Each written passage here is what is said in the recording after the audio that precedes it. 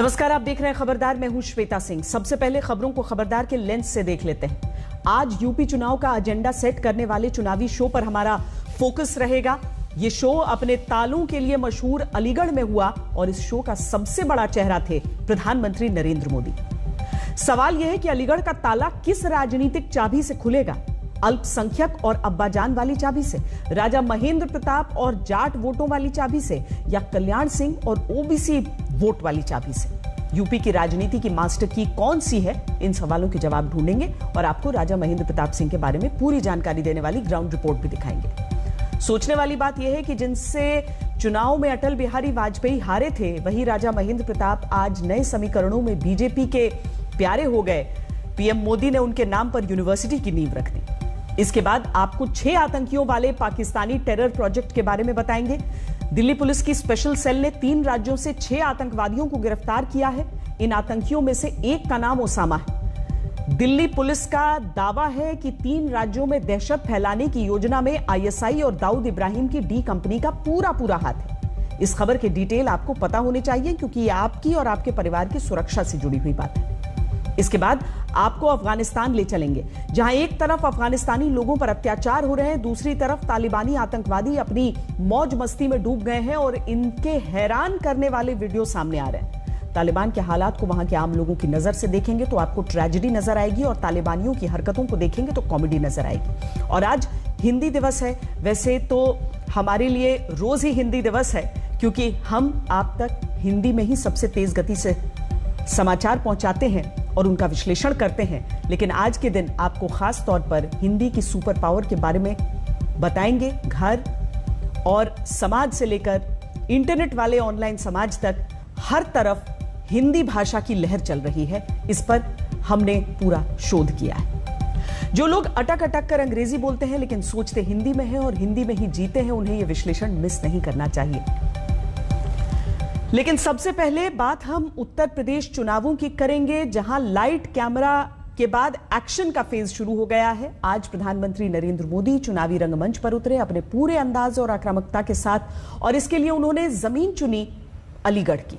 अलीगढ़ में बीजेपी ने आज अपनी चुनावी शक्ति प्रदर्शन वाली जनसभा की। यूं तो यह कार्यक्रम जाट नायक राजा महेंद्र प्रताप सिंह के नाम पर नए विश्वविद्यालय के शिलान्यास का था, लेकिन इसी बहाने बीजेपी ने पश्चिमी उत्तर प्रदेश में किसान राजनीति का तोड़ निकालने की कोशिश की है और साथ में योगी सरकार के कामकाज का प्रमोशन किया है।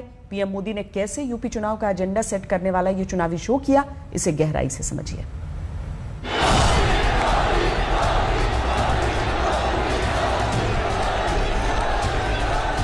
भारत माता की। राजा महेंद्र प्रताप सिंह। यहां किस तरह के घोटाले होते थे, यहां रोड़े अटकाए जाते थे, लेकिन अब वसूली करने वाले, माफिया राज चलाने वाले सलाखों के पीछे हैं। यूपी चुनाव की भूमिका लिखी जा रही है। सियासी कुरुक्षेत्र के किरदार तय हो रहे हैं। चक्रव्यूह की चारदीवारी तैयार हो रही है। रणनीति ठोक बजाकर दुरुस्त हो रही है। दुश्मनों को ललकारा जा रहा है। बीजेपी के सबसे बड़े योद्धा ने एक तरह से जंगे उत्तर प्रदेश का बिगुल फूंक दिया है। हर योजना, हर मिशन में योगी जी के यूपी ने देश के लक्ष्यों को हासिल करने में अग्रणी भूमिका निभाई है। विकास विरोधी हर ताकत से उत्तर प्रदेश को बचाना है। ये अलीगढ़ है 2022 के चुनाव का नया फ्रंट लाइन। अब तक यूपी के युद्ध का एपिसेंटर अयोध्या रहा है, लेकिन अब की बार बीजेपी ने अलीगढ़ की तरफ रुख किया है क्योंकि पश्चिमी यूपी में उम्मीदों पर काली घटाएं घुमड़ती दिख रही हैं। चुनावी दहलीज पर खड़े होकर बीजेपी ने पश्चिमी यूपी की तरफ बाहें फैला दी हैं और आलिंगन में भर लेने की आतुरता दिखाई है। मुझे आज बचपन की एक बात करने का मन कर रहा है। 55-60 साल पुरानी बात है। हम बच्चे थे तो अलीगढ़ से ये ताले के जो सेल्समैन होते थे, एक मुस्लिम मेहरबान थे, वो हर 3 महीने हमारे गांव आते थे। अभी भी मुझे याद है वो काली जैकेट पहनते थे और मेरे पिताजी से उनकी बड़ी अच्छी दोस्ती थी। और दिन भर जो पैसे वो वसूल करके ले आते थे तो मेरे पिताजी के पास छोड़ देते थे। और 4-6 दिन के बाद जब वो मेरा गांव छोड़ करके जाते थे तो मेरे पिताजी से वो सारे पैसे लेकर के फिर वो अपना ट्रेन से निकल जाते थे।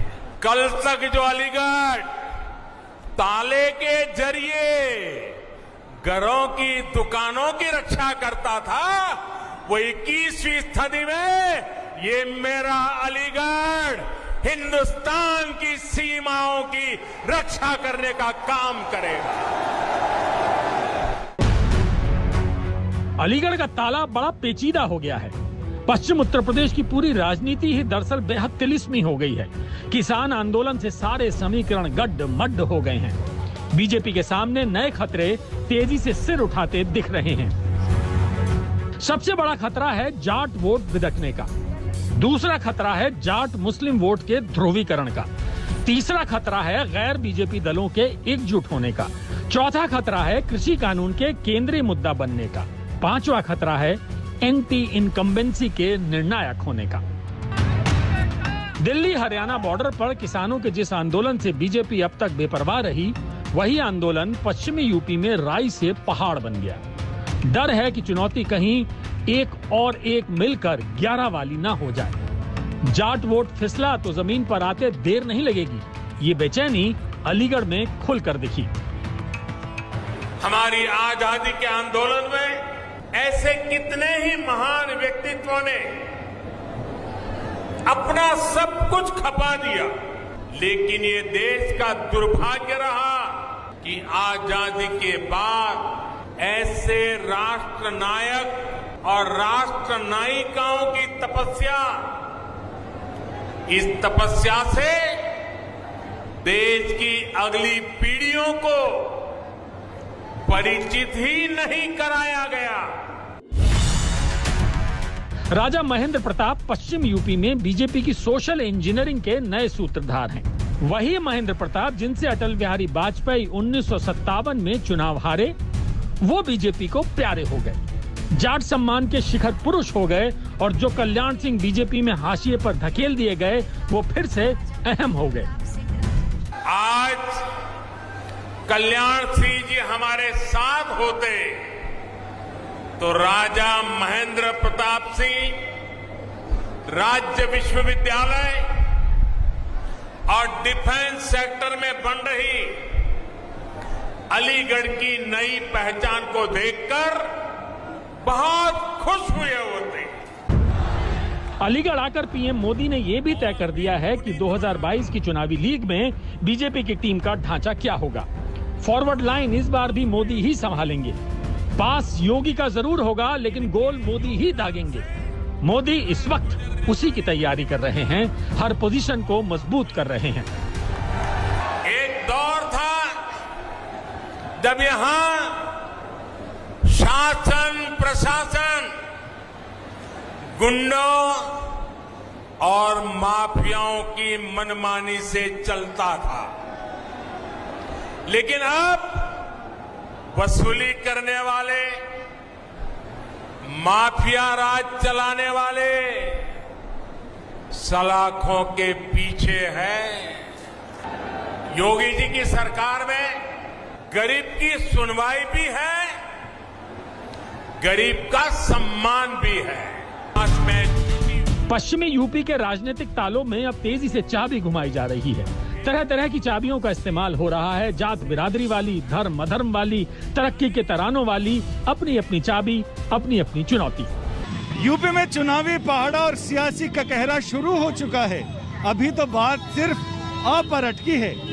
अयोध्या से अलीगढ़ और वहां से अब्बाजान, इसके साथ ही अभी तो बहुत सारी दूरी तय करनी है। लेकिन प्रधानमंत्री नरेंद्र मोदी ने अलीगढ़ में नए विश्वविद्यालय का ऐलान करके इस ककहरे की रफ्तार और तेज कर दी है। यानी अब चुनावी युद्ध का बिगुल तो बज चुका है, बस शंखनाद होना बाकी है। कैमरामैन पवन कुमार के साथ संजय शर्मा, अलीगढ़, आज तक। पश्चिम यूपी में बीजेपी राजा महेंद्र प्रताप के चेहरे पर जाट अस्मिता का अलख जगाने का प्रयास कर रही है। राजा महेंद्र प्रताप के तौर पर बीजेपी को ऐसा नायक मिल गया है जिनके सहारे बीजेपी जाटों का विश्वास जीतने की उम्मीद लगा रही है। इसीलिए हमने भी राजा महेंद्र प्रताप के जीवन पर रिसर्च किया। इतना तो आप भी अब तक जान गए होंगे कि राजा महेंद्र प्रताप जाट परिवार से थे। वो मुरसान रियासत के राजा थे और आज के हाथरस में 1886 में उनका जन्म हुआ था। राजा महेंद्र प्रताप 32 वर्षों तक भारत के बाहर रहे। जंग आजादी के दौर में वो इंग्लैंड गए थे, वो भी बिना पासपोर्ट के, और उन्हें ले जाने वाले थे मशहूर थॉमस एंड कुक कंपनी के मालिक। इंग्लैंड से वो बुडापेस्ट, बुल्गारिया, टर्की होकर हेरात पहुंचे, जहां अफगान बादशाह से मुलाकात की। 1 दिसंबर 1915 को काबुल में अस्थायी सरकार की घोषणा हुई तो महेंद्र प्रताप राष्ट्रपति बने। प्रधानमंत्री मौलाना बरकतुल्ला खान को बनाया गया। उसी दौर में अफगानिस्तान ने अंग्रेजों के विरुद्ध युद्ध छेड़ दिया तो वो रूस गए और लेनिन से मुलाकात की। 1920 से 1946 तक वो अलग अलग देशों में घूमते रहे। विश्व मैत्री संघ की स्थापना की। 30 साल बाद 1946 में भारत लौटे तो सरदार पटेल की बेटी मणिबेन उनको लेने कोलकाता हवाई अड्डे गई। 1957 में वो अटल बिहारी वाजपेयी के खिलाफ चुनाव लड़े और सांसद बने। राजा महेंद्र प्रताप अपने दौर में देश को आजादी दिलाने के लिए अपने स्तर पर प्रयास करते रहे। जर्मनी, रूस और जापान की सरकारों से संपर्क किया, उन्हें सहायता देने के लिए तैयार करने की कोशिश की। इसीलिए उनकी तुलना अक्सर नेताजी सुभाष चंद्र बोस से भी की जाती है। हालांकि एक तस्वीर यह भी है कि जिन राजा महेंद्र प्रताप की आज इतनी चर्चा है, उनकी विरासत को सहेजने का कोई प्रयास नहीं किया गया। आज तक की टीम ने हाथरस में मौजूद राजा महेंद्र प्रताप के किले में जाकर एक ग्राउंड रिपोर्ट तैयार की है।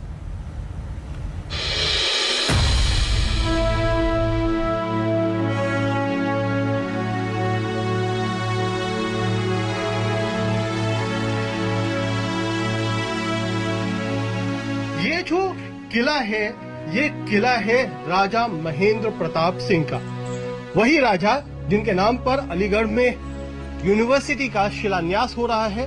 लेकिन शिलान्यास तो हो रहा है, लेकिन जो इतिहास, जो उनका जन्म स्थान है, जो उनकी जन्मस्थली है, हाथरस का ये किला, वहां पर जो स्थिति है वो ये बताने के लिए काफी है कि किस तरीके से उनकी जन्मस्थली खंडहर का रूप ले चुकी है। वाकई ऐतिहासिक राजा महेंद्र प्रताप सिंह, जिन्हें जाटों का तो कहा ही जाता है कि वो महानायक थे, लेकिन विश्व भर में उनकी ख्याति थी। यहां तक कि काबुल में भी उन्होंने अपना आप को राजा घोषित किया था।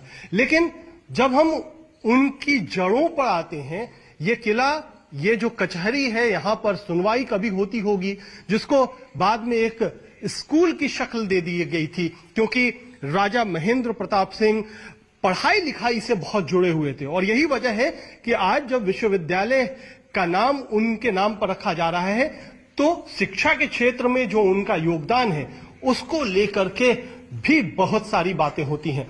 तो जब किला एक तरीके से स्कूल में परिवर्तित हो गया, लेकिन आज अनदेखी इस कदर है कि एक एक ईंट यहां पर गिरती हुई नजर आती है। यहां पर पूरी तरह ये जो खंडहर है, इसमें देखरेख की तो बात छोड़िए, इसके ऊपर जाना, इसकी छत पर जाना भी मुनासिब नहीं, क्योंकि ईंटें गिरती हैं, ईंटें दरकती हैं।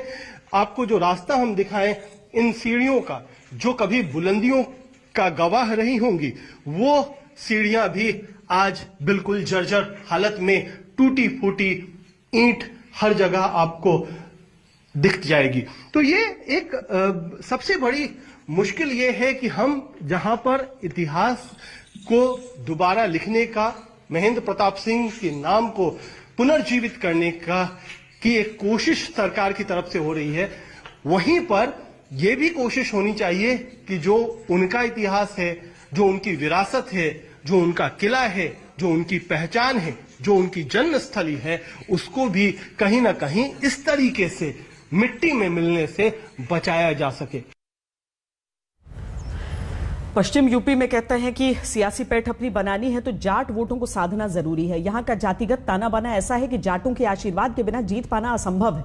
कुछ आंकड़ों पर गौर कर लेते हैं। पश्चिमी यूपी के 22 जिलों में 14% जाट आबादी है। 2014 के लोकसभा चुनाव में बीजेपी को 77% जाट वोट मिले थे। 2019 के लोकसभा चुनाव में बीजेपी को 91% जाट वोट मिले। 2017 के विधानसभा चुनाव में बीजेपी को इतना समर्थन मिला कि राष्ट्रीय लोकदल 1 सीट जीत पाई। वोटों की यही वो ताकत है जो राजनीतिक पार्टियों को जाटों की शरण में जाने पर मजबूर कर देती है। बीजेपी भी इस फंडे को अच्छी तरह समझती है और जानती है कि सिर्फ अयोध्या ब्रांड वाली राजनीति से बात नहीं बनेगी, इसीलिए उसने अलीगढ़ का भी रुख किया है। दिल्ली पुलिस की स्पेशल सेल ने अंडरवर्ल्ड के टेरर कनेक्शन को लेकर चौंकाने वाले दावे किए हैं। यूपी, दिल्ली और महाराष्ट्र के रहने वाले 6 संदिग्ध आतंकियों की गिरफ्तारी के बाद दिल्ली पुलिस ने दावा किया है कि दाऊद इब्राहिम के भाई अनीस इब्राहिम की मदद से भारत में आतंकी धमाकों की प्लानिंग रची गई थी। पुलिस के अनुसार गिरफ्तार हुए 2 संदिग्धों को पाकिस्तान में ट्रेनिंग मिली थी और इन्हें ही धमाकों को अंजाम देना था। दिल्ली पुलिस ने अंडरवर्ल्ड के कनेक्शन वाले इस टेरर मॉड्यूल को पाकिस्तान की आईएसआई की साजिश करार दिया।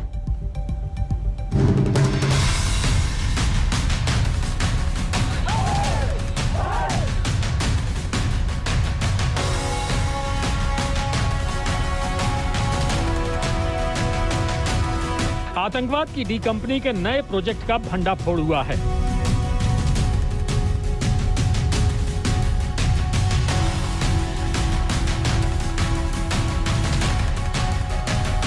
पाकिस्तान की आतंक स्पॉन्सर एजेंसी आईएसआई के नए प्लान को अंजाम पर पहुंचने से पहले ही रोक लिया गया है। अंडरवर्ल्ड के कनेक्शन वाले इस आतंक मॉड्यूल का खुलासा करने का दावा दिल्ली पुलिस ने किया है।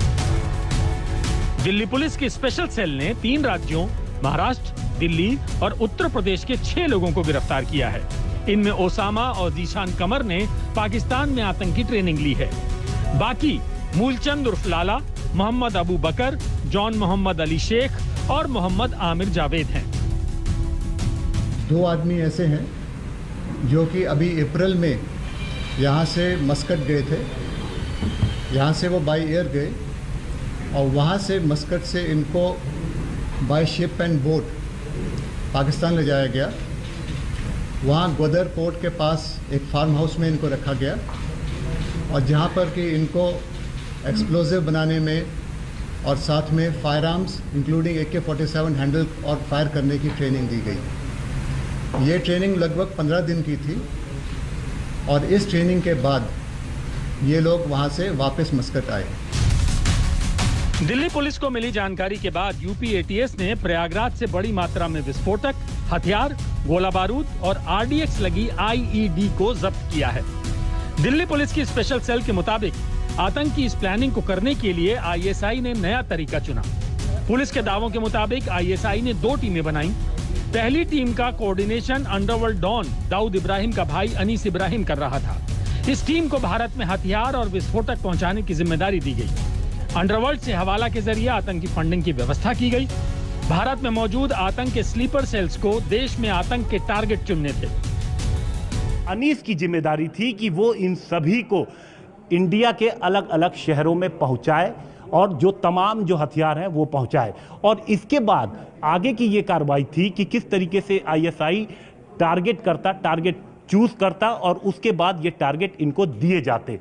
इसको लगता है बॉर्डर के उस पास से बहुत क्लोजली कोऑर्डिनेट करा गया है, क्योंकि इसमें बिल्कुल स्पष्ट तौर पे देखा जा रहा है कि 2 अलग अलग टीमें बनाई गई थी। एक टीम थी जो कि अंडरवर्ल्ड के हवाले की गई थी, जिसे कि वहाँ पे दाऊद इब्राहिम के भाई अनीस इब्राहिम कोऑर्डिनेट कर रहा था। इस टीम का काम था कि जो वहाँ से फायर आर्म और एक्सप्लोजिव आएंगे उनको ठीक से सुरक्षित तौर पे बॉर्डर के पार कराकर भारत के विभिन्न शहरों में इनको कंसील करके रखना, जब इनका इस्तेमाल होना है उससे पहले तक। और दूसरा काम, ये जो अंडरवर्ल्ड वाली टीम थी, इसका काम था कि फंडिंग ऑर्गेनाइज करना हवाला के थ्रू। दिल्ली पुलिस को ISI के इस नए मॉड्यूल की शुरुआती जानकारी केंद्रीय एजेंसियों से मिली। सबसे पहले राजस्थान के कोटा की ट्रेन में मुंबई से आ रहे जॉन मोहम्मद शेख उर्फ समीर कालिया को गिरफ्तार किया गया। वो महाराष्ट्र का रहने वाला है।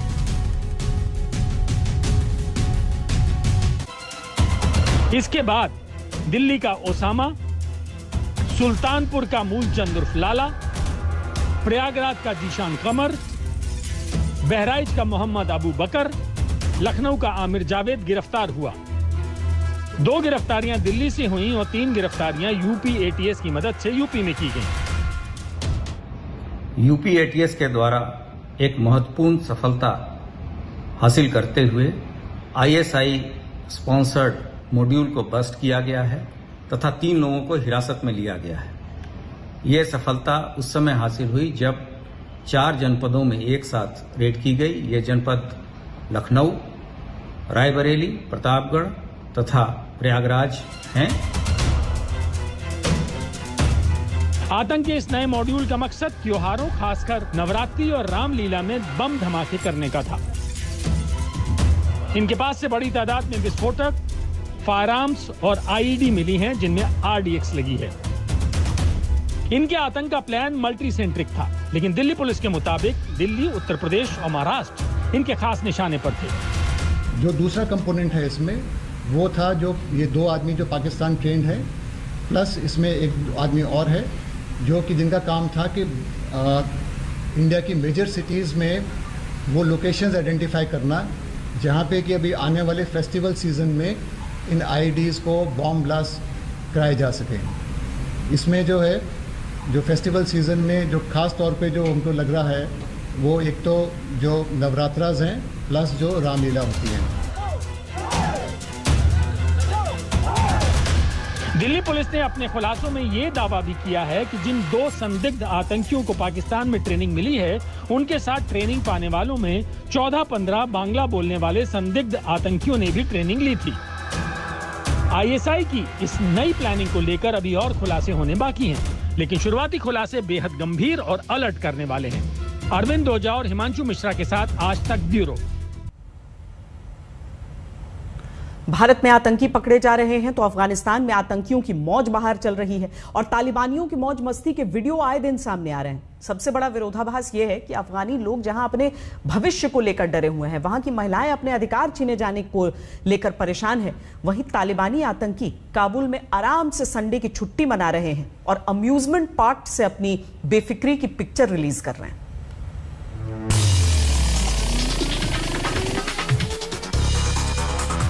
तालिबानियों की तो मौज आ गई है। ये काबुल में अब जिंदगी के मजे लूट रहे हैं।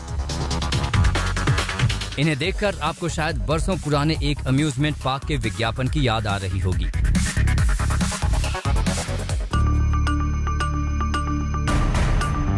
ये काबुल सिटी पार्क 15 अगस्त को तालिबानियों के कब्जे के बाद से ही वीरान पड़ा था। अब तालिबानी इसे गुलजार कर रहे हैं। उसके कुछ लड़ाके यहाँ संडे मनाने चले आए। खिलौने वाली कार चलाई, गोल गोल घूमे, टॉय ट्रेन पर मौज मस्ती की और फिर उस खेल में हाथ आजमाने पहुंचे जिसके ये माहिर खिलाड़ी हैं, निशानेबाजी। मगर यहाँ एयर गन से निशाना साधा जाता है। वहां अपनी ऑटोमेटिक राइफल का ट्रिगर दबाने के लिए इनकी उंगलियां मचल उठी। रविवार होने के बावजूद अम्यूजमेंट पार्क में उतनी भीड़ नजर नहीं आ रही है। कुछ महिलाएं और बच्चे भले ही हौसला जुटाकर यहाँ चले आए, मगर अंदर ही अंदर उन्हें ये डर भी सता रहा है कि ना जाने तालिबानियों का दिमाग कब घूम जाए। امنیت خوبه ولی اینجا نمیتونیم راحت زندگی کنیم. چرا؟ چون همه چی عوض شده. तो इन तालिबानियों का खौफ अब भी अफगानियों पर कायम है। वैसे कहा यही जा रहा है कि तालिबानी अपनी इसी क्रूर छवि को बदलने में जुटे हैं। इस तरह की मौज मस्ती शायद उसी कवायद का हिस्सा हो सकती है। लोगों के बीच जाकर तालिबानी उनके साथ घुलने मिलने की कोशिश कर रहे हैं। हालांकि अफगानी अब भी ये सब कुछ हजम करने के लिए तैयार नहीं है। उन्हें यह डर सता रहा है कि तालिबानियों ने सरकार तो बना ली, मगर उनके हाथों में अफगानिस्तान खुशहाल होगा या बेहाल ये कहा नहीं जा सकता। فعلا مردم از اینکه حاکمیت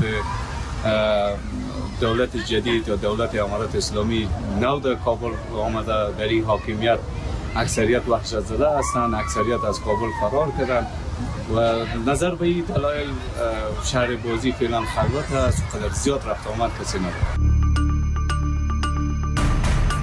तो सब कुछ इस पर निर्भर है कि दुनिया तालिबानियों को किस नजर से देखती है और नजरिया बदलने के बहाने मनोरंजन जारी है। मगर इस बार तालिबान ने एक साथ दो नावों की सवारी कर ली है। एक तरफ वो शरिया और इस्लामी संस्कृति के नाम पर पाबंदियां लगा रहा है, तो दूसरी तरफ खुद मौज मस्ती कर रहा है। 1996 में उसने टेलीविजन पर पाबंदी लगा दी थी, संगीत खामोश हो गया था और नियम तोड़ने वालों पर कोड़े बरसाता था। इस बार उसका नया चेहरा देखने को मिल रहा है। इस बीच अफगानिस्तान में कारोबार लगभग ठप पड़ा है।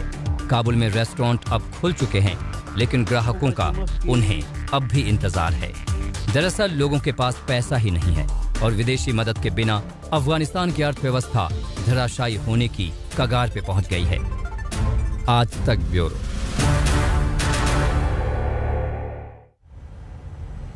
हालांकि इस तरह के वीडियोस देखकर जरूर कई लोगों को ऐसा लगेगा कि इनका मजाक उड़ाना चाहिए, लेकिन ये भी तालिबान जो अपने बारे में एक नया नैरेटिव बनाने की कोशिश कर रहा है, ये वीडियोस उसी का हिस्सा है। और खबरदार में अब आपको हिंदी की महाशक्ति के बारे में बताते हैं, क्योंकि आज हिंदी दिवस है। हर वर्ष 14 सितंबर को हिंदी दिवस इसलिए मनाया जाता है क्योंकि इसी दिन वर्ष 1949 में संविधान सभा ने हिंदी को भारत की आधिकारिक भाषा के तौर पर मान्यता दी थी। इस दिन की शुभकामनाएं उन लोगों को दी जानी चाहिए जो कस्टमर सर्विस ऑफिसर यानी ग्राहक सेवा अधिकारी की अंग्रेजी से आतंकित होने के बावजूद हिंदी से प्रेम करते हैं, जो अटक अटक कर अंग्रेजी बोलते हैं फिर भी हिंदी में सोचते हैं, हिंदी में जीते हैं। असल में आपकी भाषा जब आपके मुंह से निकलती है तो आपके देश की संस्कृति सांस लेती है और ये सांसें चलती रहनी चाहिए। आज आपको आपकी भाषा हिंदी की शक्ति के बारे में बताते हैं। हिंदी भारत के करीब 43.6% लोगों की मातृभाषा है। अंग्रेजी और मैंडरिन के बाद अगर देखें तो दुनिया में सबसे अधिक लोग हिंदी बोलते हैं। 2016 में दुनिया के 176 विश्वविद्यालयों में हिंदी पढ़ाई जाती थी। अब यह संख्या बढ़कर 200 विश्वविद्यालय हो गई है। अमेरिका में 100 से अधिक स्कूल कॉलेजों में हिंदी पढ़ाई जाती है। विदेशों में 25 से अधिक समाचार पत्र और पत्रिकाएं प्रतिदिन हिंदी में निकलते हैं। दुनिया के 150 देशों में हिंदी का अस्तित्व है, जिनमें Germany, Mauritius, Nepal, New Zealand, Singapore, दक्षिण अफ्रीका और अमेरिका जैसे देश शामिल हैं। केपीएमजी और गूगल की रिपोर्ट यह कहती है कि भारत में इंटरनेट पर हिंदी की लहर चल रही है और सोशल मीडिया पर तो हिंदी का प्रयोग बहुत हो रहा है। 2021 के अंत तक इंटरनेट पर हिंदी का प्रयोग करने वालों की संख्या अंग्रेजी का प्रयोग करने वालों से अधिक हो जाएगी। भारत में इंटरनेट पर अंग्रेजी के मुकाबले हिंदी अधिक तेजी से आगे बढ़ रही है। 2016 के बाद से हिंदी की खपत 90% की दर से बढ़ी है, जबकि अंग्रेजी की खपत करीब 20% की दर से बढ़ी है। भारत में इंटरनेट इस्तेमाल करने वालों में से करीब 38% हिंदी का प्रयोग कर रहे हैं। हिंदी को भारत के हृदय तक पहुंचाने का मार्ग माना जाता है, इसीलिए भारत में ब्रिटेन के उच्चायुक्त एलेक्स एलिस अपने गुरु से हिंदी सीख रहे हैं और आज हिंदी दिवस पर उन्होंने अपने गुरु के साथ बैठकर हिंदी में अपना एक वीडियो जारी करके आप सबको शुभकामनाएं दी हैं और भारत और ब्रिटेन के रिश्तों को 5 हिंदी शब्दों की मदद से परिभाषित किया है। इस वीडियो में उनकी हिंदी वाली शैली ऐसी है कि हर भारतीय का मन इसे सुनकर धन्यवाद देगा। नमस्ते। नमस्ते। नमस्ते। आज हिंदी दिवस है। मैं अपने घर में अपने गुरु के साथ है, प्रोफेसर श्रीश जसवाल। प्रोफेसर श्रीश मेरे हिंदी के गुरु हैं और प्रोफेसर श्रीश मेरे बहुत सहयोगी के भी गुरु है। धन्यवाद गुरुजी। आज यूके भारत के सहयोग के बारे में 5 शब्द बोलेंगे। कौन से शब्द हैं एलेक्स, बताइए। एक, दोस्ती। 2, साझेदारी। बहुत अच्छा। साझेदारी। 3 सहयोग, 4 जीवंत संबंध, बहुत अच्छा, जीवंत संबंध, 5 पर्यावरण। पर्यावरण बहुत महत्वपूर्ण है भारत के लिए, यूके के लिए और पूरे विश्व के लिए। धन्यवाद। धन्यवाद। धन्यवाद।